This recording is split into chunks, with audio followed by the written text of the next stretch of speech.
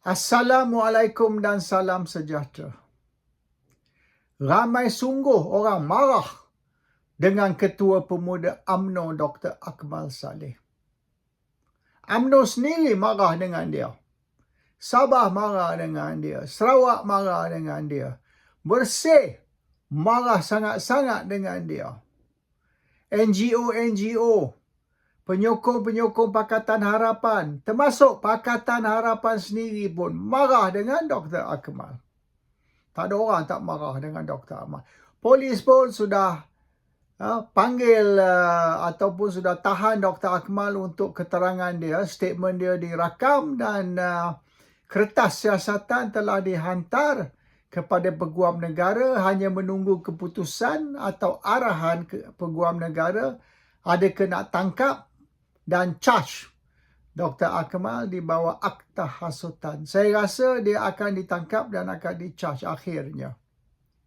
Begitu sekali reaksi seluruh Malaysia terhadap pendirian ataupun tindakan Dr. Akmal. Tapi saya tengok semenjak zaman Suhaimi Kamarudin tahun 80-an dan apabila Anwar Ibrahim ambil alih dari Suhaimi sebagai Ketua Pemuda UMNO, Pemuda UMNO ni pakai baju kurung. Tak ada batu. Kalau kita banding dengan Puteri UMNO, baik Puteri UMNO pun lagi garang banding dengan Pemuda UMNO. Pemuda UMNO ni sudah macam dog.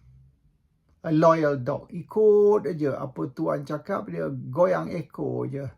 Dia menyalak apabila disuruh menyalak, tapi tak gigit pun. Kalau kita banding Pemuda UMNO tahun 60-an dan 70-an, sebelum Suhaimi dan selepas tu Anwar dan ramai lagi lah ambil alih, Pemuda UMNO dulu orang takut tau. Sangat-sangat takut. UMNO, Presiden UMNO, Perdana Menteri, semua takut dengan Pemuda UMNO. Pemuda UMNO ni party within a party. Parti di dalam parti. Dan Pemuda UMNO ni lagi garang, dan bila Pemuda UMNO kata sesuatu atau mengambil sesuatu pendirian, UMNO gerun dan UMNO akan ikut. Boleh dikatakan hala tuju UMNO ditentukan oleh Pemuda UMNO. Bila Pemuda UMNO kata pergi kanan, UMNO pergi kanan. Bila Pemuda UMNO kata pergi kiri, dia pergi kiri. Dan Ketua Pemuda UMNO ni dia punya, walaupun dia hanya Ketua Pemuda UMNO, tapi dia punya status tu lebih tinggi daripada Presiden UMNO. Presiden UMNO tak berani buka mulut dan teguh ataupun marah Ketua Pemuda UMNO. Kita ambil contoh Datuk Harun. Apabila pilihan raya bulan Mei tahun 69, apabila orang bukan Melayu tunjuk kurang hajar, tunjuk biadab terhadap orang Melayu, dan saya tahu, saya ada di situ. Saya ni bukan dengar cerita, saya saksi. Saya duduk di Bangsa dan isteri saya sekarang duduk di Brickfields. Dua kawasan Kuala Lumpur yang hangat, habis-habis hangat semasa berlaku 13 Mei. Sampai ke pantai dalam, pantai hot tu semua. The whole area. Dan I was in the hottest part of Kuala Lumpur. Saya tengok, saya saksi sendiri bagaimana orang Melayu dihina, bagaimana orang Melayu diberitahu, baliklah Kuala Lumpur ni bukan lagi orang Melayu punya, balik kampung tanam jagung dan sebagainya, dia orang hina. Datuk Harun panggil orang UMNO berkumpul di rumah dia di Kampung Baru. 2 hari kemudian saya pun dijemput, tapi ayah saya tak bagi pergi. Nombor 1 sebab ayah saya tahu tumpah darah akan berlaku. Nombor 2, saya tangan patah.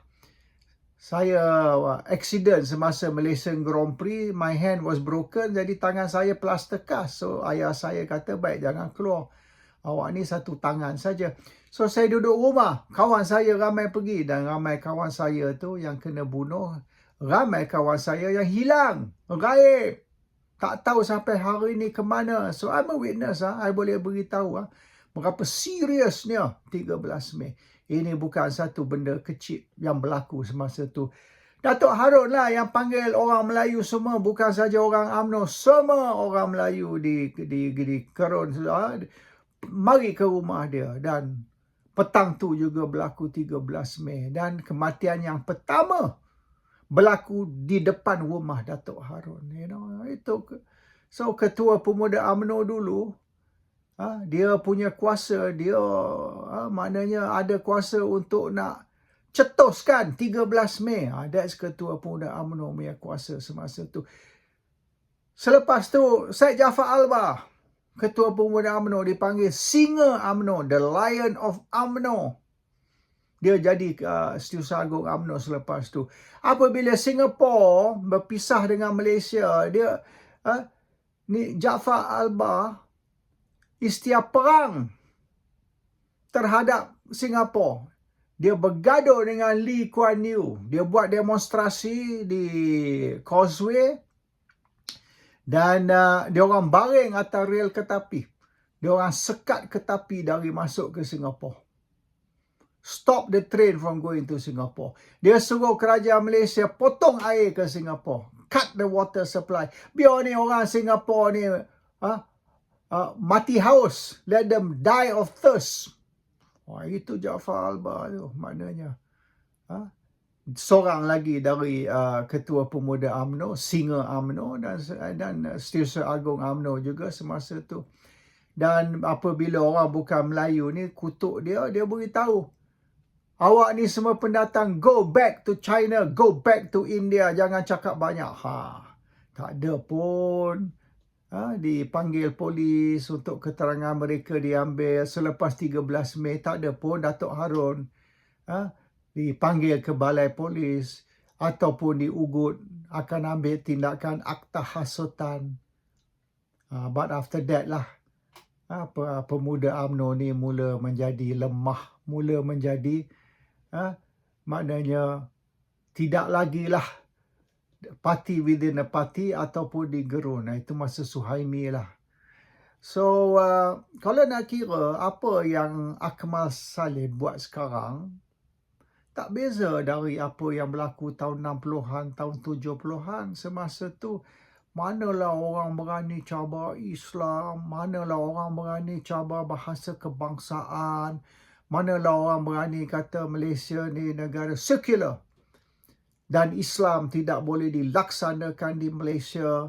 Manalah mereka berani nak cabar ni hukum syariah ataupun hukum Islam. They don't dare.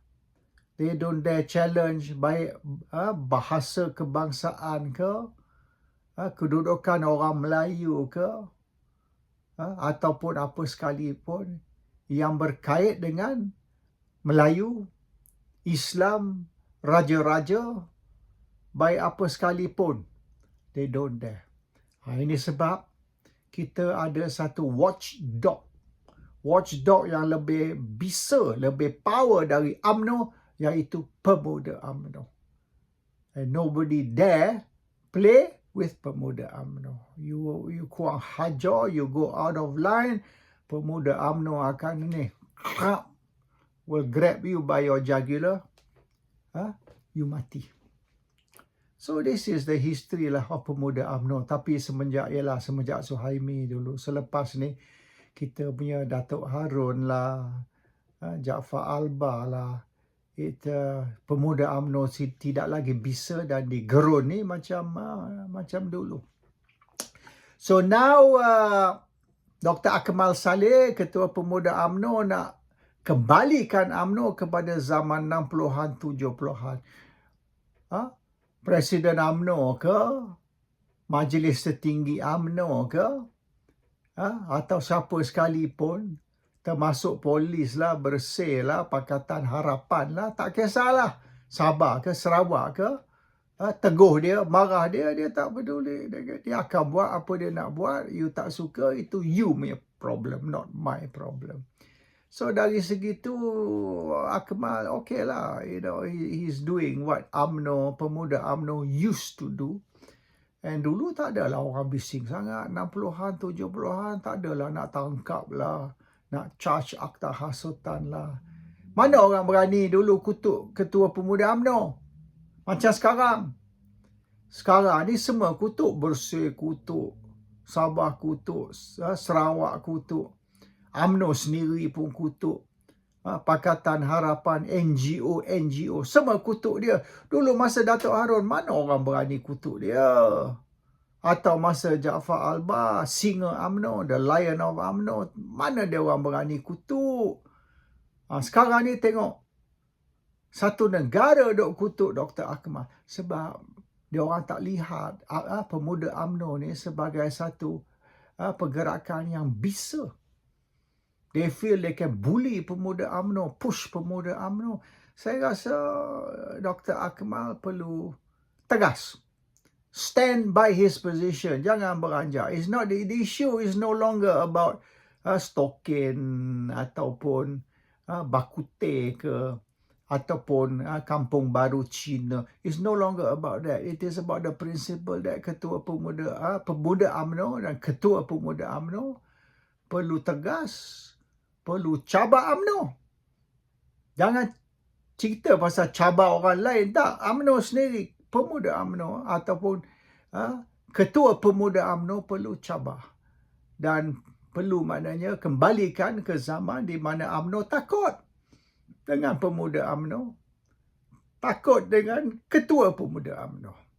That's, saya rasa lah. Kalau tidak, kalau ketua pemuda UMNO ni nak jadi boneka kepada UMNO, tak payahlah. Nak ada pemuda UMNO nak buat apa, bagi semua join UMNO. Ketua pemuda UMNO ni kena special. Kena lain sikit. Dan kena bertindak sebagai checks and balance.